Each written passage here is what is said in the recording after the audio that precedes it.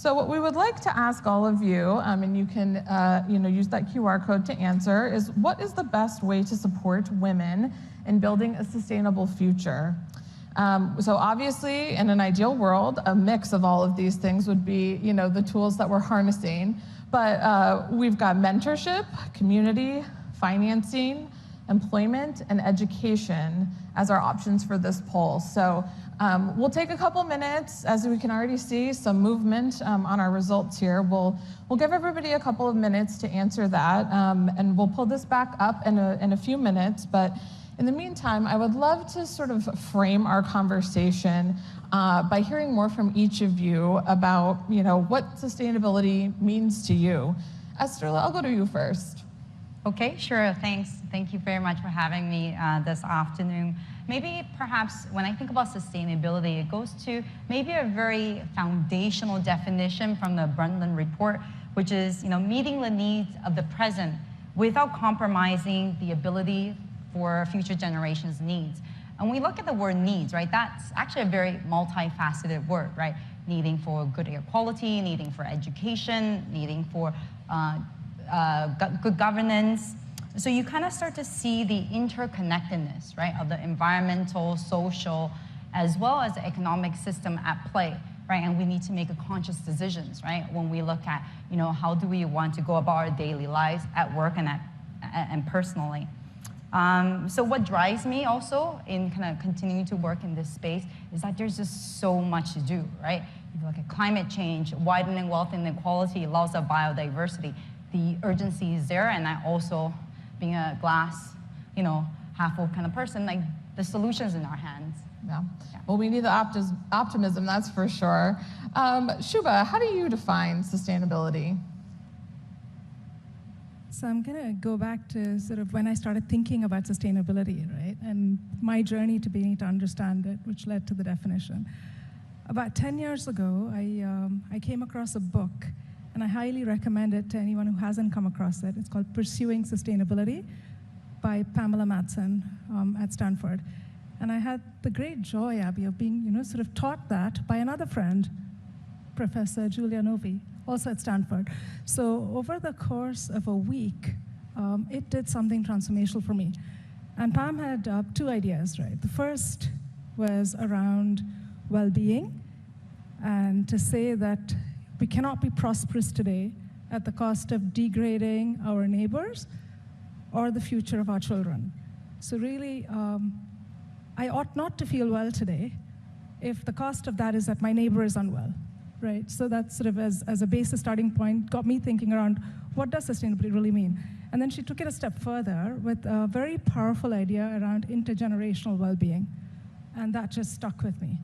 Wow. So to me, that's really what it is. It's intergenerational well-being. So people and planet and all the processes sort of around that and how we handle that well is what our work on sustainability is about for me. Yeah. I think what I'm hearing from both of you, and I'm sure, Michelle, you can echo this when I'm about to come to you, is that this is really a both personal and professional passion for each of you. So Michelle, can you tell us a little bit about what inspired you to dedicate your career to sustainability? Yeah, I mean, I started my career working in technology sales for companies like Salesforce and DocuSign, and climate really wasn't my background, but I had two waves. So the first wave came in 2017, and I was listening to these podcasts and books and shows, and it really just led me to think hard about how is our planet supporting 7 billion people? And I took my first climate action without even knowing it. In 2017, I went vegan. And then 2020 came around, and it was COVID, and I just witnessed this, just so much single-use waste, coffee cups, beer cans, plastic bottles, takeout containers, and I couldn't wrap my head around where does this stuff go, and how much resources do we dedicate to manufacturing these where it's just used in a minute and thrown away? And I knew at that point that I couldn't sit on the sidelines any longer, and I started my first climate project, Clever Carbon, where we teach people about carbon footprint in a really hip and fun way. Wow. Three very inspirational stories, so just really honored to be alongside you on stage today. So one of the core themes of the summit today is the business value of sustainability. And I'm sort of curious how this connects to women in terms of pushing ESG initiatives in today's business environment. Esther, I'd love to start with you just because I'm sure at UN Global Compact Network here in Singapore, you're touching a lot of different businesses. You're seeing this play out in many different ways. Absolutely. I think maybe I start off by saying, I think we all know there's been countless studies, reports that saying diverse teams are more effective and outperformance teams are less diverse.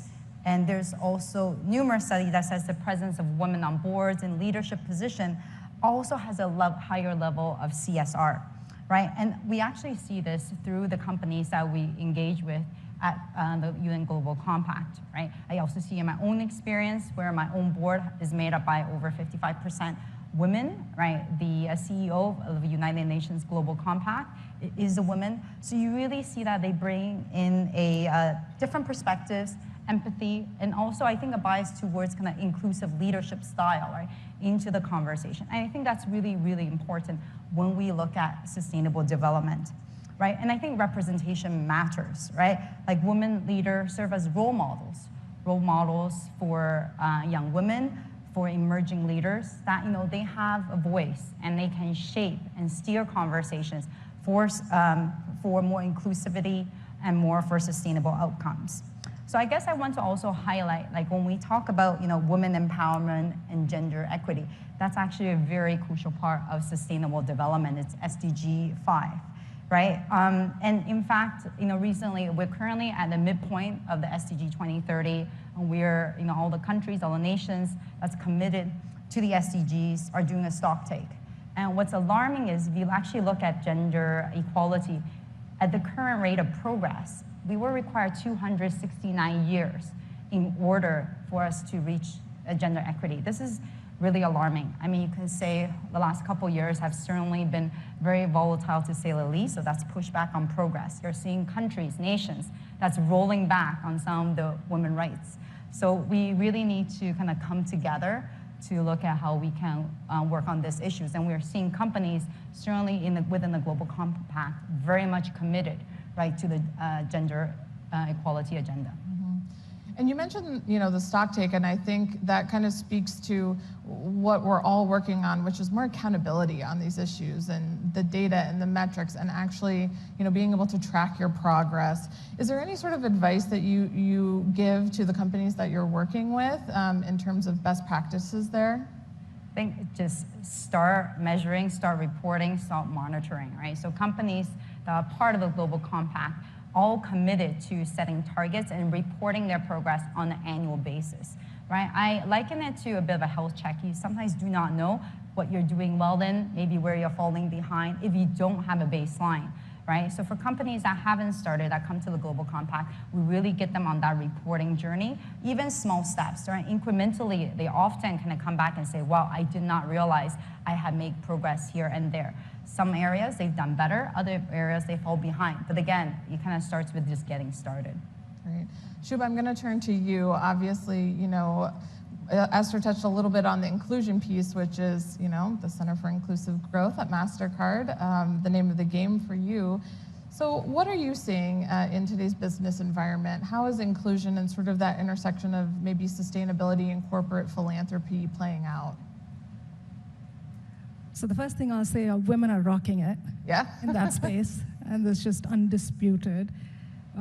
We now have some data around that. So I spent a lot of time thinking about why on that, and then of course I'll touch a little bit on corporate philanthropy and how we're addressing sort of the whole piece around sustainability and women's roles and work.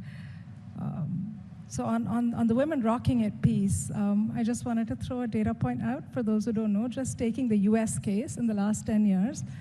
Women in CSO roles have gone up 94%. So there's a lot to be proud of. And so that makes us ask the question, why is that? And so to just really build up a little bit on your points, Esther, I think there are some traits that we have. So pipeline, so from the corporate philanthropy side at Mastercard, we're bringing a lot of intentionality around building the next generation of women leaders. Right, so you cannot have voice, agency, and be there to take opportunity if you don't exist. So we're building that pipeline. And I think what we're seeing in the US is there is sufficient pipeline for women to put their hands up for these roles.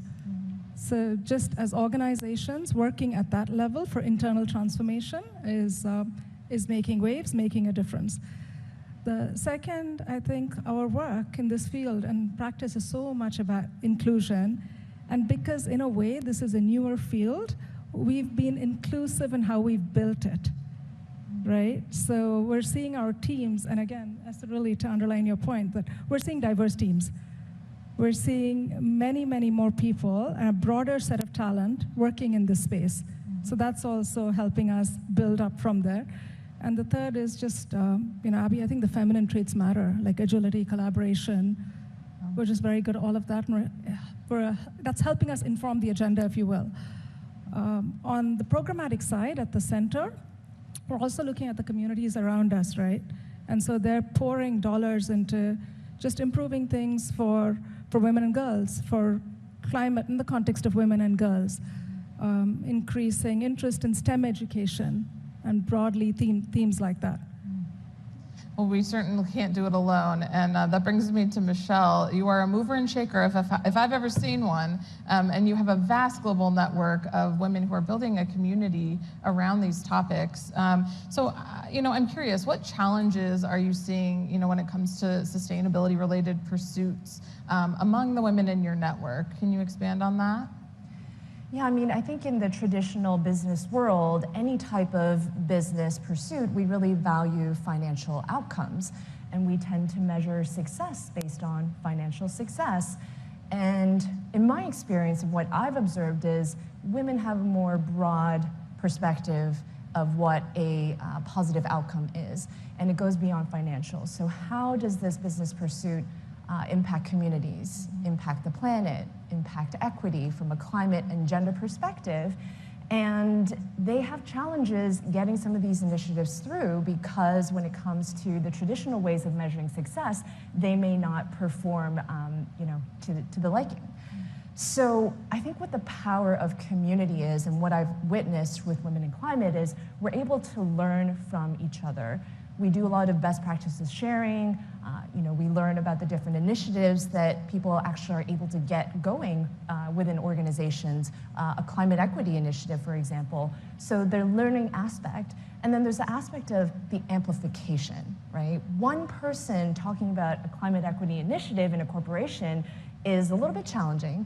But when our community comes around and talks about these topics, and we're a very vocal community, we do a lot of social posting, and we're really, we like to get the word out there, then the narrative changes a little bit, makes it easier, and it helps us accelerate using businesses as a platform for good.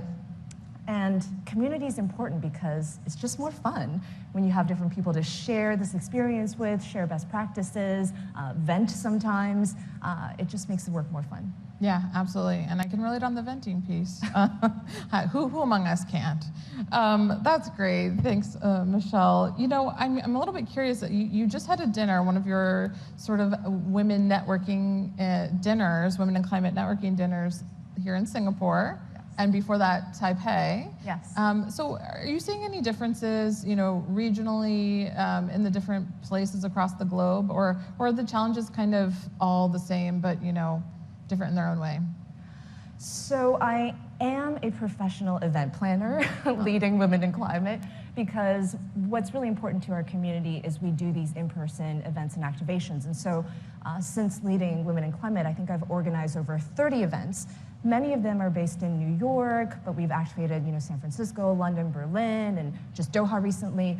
And coming to Asia, I was really curious to see what the community would be like. And I think every region and every community has its unique traits made up of the different people that are a part of it. But a little anecdote, in Taiwan, I had a really tough time recruiting people to come to the dinner, because typically I'll go on LinkedIn, I'll randomly just message people and say, hey, I'm throwing a dinner, do you want to come? It's for Women in Climate, no climate experience necessary. But a lot of people in Taiwan aren't active on LinkedIn. And so I was really nervous that I was making this trip out there. I had 12 seats, and we took over this small vegan restaurant, but 12 women showed up, we sold out the dinner, and everyone was a little shy in the beginning, by the end of it, it was just like any other women in climate dinner. We were very loud. They formed a group immediately on the spot because people don't use WhatsApp in Taiwan, they use Line. And I think because they don't have much of that, they crave it even more, and they're just like taking it up. Yeah, I love that. And you should have heard us in the green room before. We're a loud group. We know how that goes. I would like to pull our poll results back up quickly, if we could. Let's see where you all netted out. I think we're all a little bit curious. Okay, so it looks like mentorship is first. Financing is high up there on the list as well. Any reactions to these numbers, Shubha?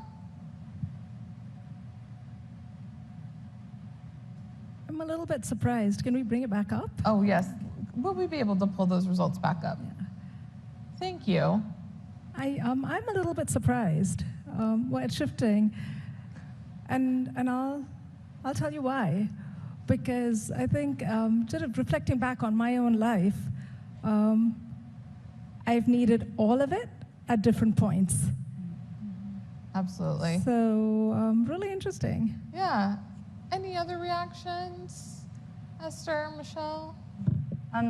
They are all really important aspects, and actually I would speak a bit about the finance, because if you look at kind of, we need to, it's clear that we need to reallocate capital for the sustainability agenda, and if you look at the number of women-founded startups and VCs, the percentage of money that's going to women-led startups is very little, like less than 3%. So that's, I think, something to bear in mind, that if we want to build a sustainable future, and we want to empower and bring women on board, they also need more resources and more capital. So I'm glad to see that's 24%. I'm slightly surprised that education is quite low. It's very important, but I think, going back to sustainable development, right to education, I think that's one way to really uplift communities. So I think even in this whole sustainable discourse, really important to level up and skill up like individuals. Yeah. Michelle, what about you? We're seeing mentorship up there, which, maybe slightly different than community, but I think maybe still speaks to sort of that desire to have somebody on your side, to have somebody guiding you and helping you. Yeah, it is seeking that external guidance. And I think mentorship is, in some ways, very similar to community, because you're getting advice from other people, you're sharing best practices, but you're learning potentially from someone who's experienced and done it before. So, I can see why that's at the top. And financing, for sure, we have a lot of women entrepreneurs in our community who are VCs and raising their own funds, and this is a really big topic that keeps coming up, is financing for women in general. Abby, I asked you to add community on the list here, and I see it at 14%, and so maybe I need to do a better job of changing that narrative. Oh, I think you're doing a great job as is, so I wouldn't worry too much about that. But yeah, but I think it is interesting, right, that it really is this mix of all of these things that we're seeing that you need to activate in order to become successful. Abby, could I also just add on the point about mentorship? Because just before coming here, I was talking with one of my colleagues, and she also highlighted, actually, beyond mentorship, it's actually sponsorship as well, right? Getting, be it male or female sponsors to champion you, to be at your corner, to say you need to lean in, you deserve this opportunity. I think it's equally important, goes hand in hand with the mentoring side. Absolutely. It's sort of that next step, right? Like making it formal, a formal push. And Shubha, I bet you can tell us a little bit more about that, just in the context of a big global company like Mastercard and using your resources. I see something like financing on our poll results, and it kind of speaks to the fact that that's a resource. Money's a resource, time's a resource. Formal advocating for different populations or people is a resource. And so, Shubha, I'm curious, the work that you're doing at Mastercard, particularly for those vulnerable populations, women and girls who may be in areas that are disproportionately impacted by climate change. What are you seeing there? How are you moving those initiatives forward in a meaningful way? So really, the first point I'll make in response to that question, but also to this poll, is we're seeing we have enough data and evidence and experience now to know all of it is important, right? So whenever we bring interventions that are one or the other without the wraparound, it's not transforming over time. So that's for sure now. So our programming at a macro level accounts for all of it at different stages. And even within the company, and the point around sponsorship, so we've got mentoring networks, that's great, that definitely activates, right? We have specific offerings that can help further education, and that's activating. But you need to get a foot in the door. So are we hiring more women? Are we hiring them and building them up to senior roles? So we have now very precise commitments around all of this and programs to support that. So that's Mastercard's own internal transformation. And we're beginning to see evidence of change, right? The numbers are showing that. In terms of my own work every day at the center, our programming is now threefold, right? So financing is critical. So we're working to build out the ecosystem that can finance underserved populations. So if you look at micro and small businesses, women entrepreneurs, we've got massive commitments, and against those commitments, we've realized that bringing them awareness, knowledge, and capacity building is not enough. We need to connect them to banks, to financial service providers, and figure out how they get credentialized to access that. So we work on that piece as well. And another thing around community that we've seen is women find it easier to learn from women and trust women, particularly in the context of underserved populations. So the sense of community has taken a whole different dimension, Michelle, in that and in our programming. So we're seeing how do you bring women agents to teach, to help them fill out loan applications. So a lot of our programs have all of that baked in together. So I guess maybe I want to conclude by saying we need all of it. I wouldn't be here if I didn't get all of it at different points in my life. And so even in our social impact programming, we need to think about offerings that cover for all of it at different times and stay invested long enough and handhold long enough to see the change before we exit. So our program durations are a little bit longer. Our partnerships are deeper. That's how we're approaching it. I think it's really interesting what you're talking about, that kind of two-pronged approach, both internal and making sure you're advocating for the growth of, the women within your company, as well as some of the external programs that you're doing. What I see a lot of this speaking to, and we have it on our poll, which is actually the very last one, is education. Esther, I'm wondering if you could dive a little bit more into this in terms of how women can continue developing these skill sets when it comes to sustainability, and if you're seeing an appetite for this within the companies you work with on helping people level up. Absolutely. If you think back maybe 5 years ago, sustainability isn't this word that's top of mind, right?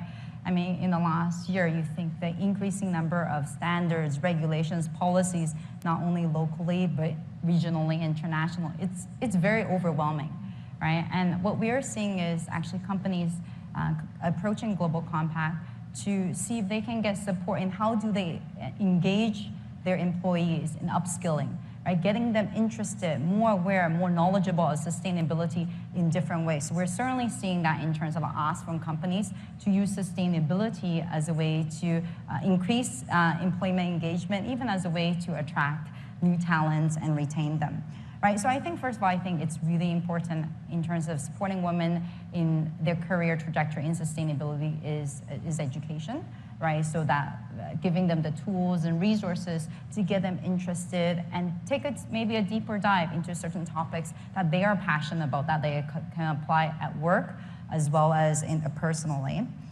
Also here in the poll, I talked about mentorship, and that remains a very important aspect.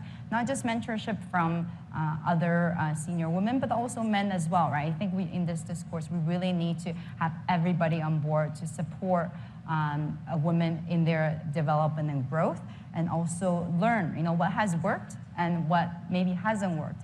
So I always encourage people to have that curious mindset when they are pursuing any career, but in sustainability, there's so much that we do not know, so much we still need to figure out to remain curious and humble and trying to learn and take away some good lessons. And I think finally, I would say just taking initiative, right? If you're in a company that's working on sustainability already, raise your hand, jump in. And if they haven't, get started, right? I think it's also a wonderful way to kind of broaden your network within your company and and just engage with different stakeholders to understand different situations, gain a broader perspective to solve some pressing issues. So I guess it's to learn, stay curious, and try, and it's okay to fail, right?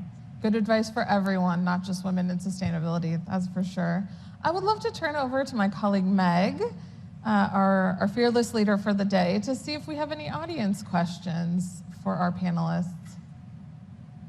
You answered a couple of them in your last questions, but I will just repeat this one if you guys want to add anything else. But how does one transition into a role in sustainability? Jobs require previous experience versus corporate experience, and genuine passion. I have been certified as an SCR and have a career in finance and want to make the change. Michelle, you want to take that one? I'm sure you see women at various stages within their careers, maybe people who have just broken in or are more veterans. Yeah. Anything to share? I have definitely seen that, and within our community, I can already think of someone who was working for Pepsi in a regular role and moved into a sustainability role through her tenure at Women in Climate, and obviously really happy for her. But I think you're doing the right thing by getting yourself more skills in the education. I think a big component of this is also the networking, right? Internally, grabbing coffee chats with people who are from the department that you want to work with, volunteering your time sometimes, even working with an ERG, so an employee resource group in sustainability, and adding your skills there and just beefing up your resume. It is really tough. There's a lot of people who want to work in sustainability today, but I think there's going to be more jobs in the future, and the more time and effort you put in, the more you can put on your resume and the higher chance you will be of getting that job. Great. Shiba, Esther, anything to add to that one? Yeah, I might just say that it's getting less hard and less mysterious and less complex. We're seeing the intersectionality between all the practices within business and sustainability. It's clearly cross-cutting now. So we're seeing business units wanting to have their own sustainability person in addition to the macro sustainability teams that run across organizations, right? So it's not that complex, is maybe the first message I would give. And the second is today, with the amount of online educational information available, over a bunch of weekends, you could get beefed up on the 101. And then it's really a conversation with yourself, even when you look very precisely at a JD that's available within your own organization if you want to move laterally and things. And you'll see there's a skills match. Because really, in the practice, what we're trying to do is to bring a better way of doing everything we do every day in all elements of our business. So for the person in finance, your quantitative skills, and with the way reporting standards are now going, you are already in demand. You just do not know it. So that's what I would do. I would sort of, reduce the barriers in front of yourself and look at how your current skills and experience can lay over with some very, very quick upskilling, and then the networks.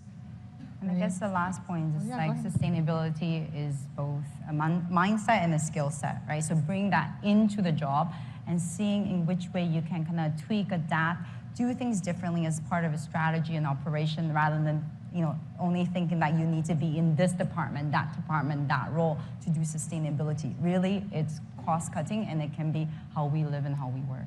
Yeah, we're in a nice place these days where sustainability is no longer siloed. There's room for everyone. Meg, I think we probably have time for one final question. Are there any online initiatives or apps that encourage more women to drive sustainability at home and at work? It's a great one. Any takers? Oh, can you repeat it, Meg, please? Are there any online initiatives or apps that encourage more women to drive sustainability at home and at work? Maybe I'll just take that one quickly. Go ahead, Michelle. In terms of Women in Climate, we are a community. So if you're a woman, you're interested in climate, maybe you're not working in climate right now, that's okay. You can join our Slack group. We have many women who are entrepreneurs in our group that actually work on apps for your personal life. They work professionally in climate as well, so it's a great place to network. And if you look up even with the UN, with the Act Now campaign, there's so many resources to help you live more sustainably. So I would, suggest you visit that as well. I think there are many. If you take a quick Google on LinkedIn and your local community, Here in Singapore, you have Women for Green. There are several WhatsApp groups that's just dedicated to women and sustainability, and also what Michelle mentioned. And while GCN's Global Compact is not a women-specific platform, but it offers a lot of free tools and resources and that network that you can connect with. So that's also a good starting point. Great. Well, thank you all for joining me today. Really appreciate it. My fantastic panelists, Shubha, Esther, Michelle, thank you very much.